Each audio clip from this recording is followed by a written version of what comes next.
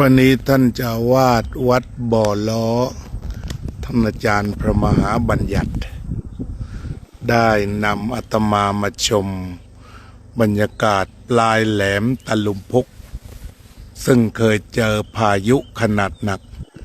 บนแหลมนี้ที่มีผู้เสียชีวิตเป็นพันคนเป็นสถานที่ที่พระบาทสมเด็จพระเจ้าอยู่หัวรัชกาลที่ 9ได้จัดการมูลนิธิราชประชานุเคราะห์เพื่อที่จะช่วยเหลือประชาชน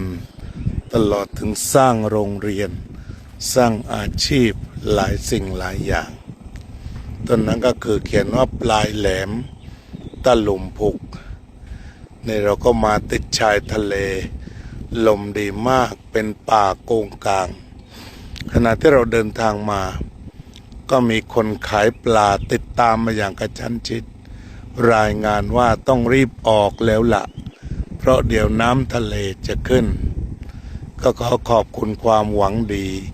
ของน้องขายปลาที่ขับรถซาเล้งมาด้วยจิตเมตตายกมือไหว้พูดดีด้วยความห่วงใยคณะของพวกเราคนตะลุมพุกเป็นคนดีมีศีลธรรมแล้วก็นี่ก็คือบรรยากาศที่สวยงามแห่งหนึ่งที่นักท่องเที่ยวมักจะดันด้นกันมาถึงมีจุดส่งนกด้วยเจริญพร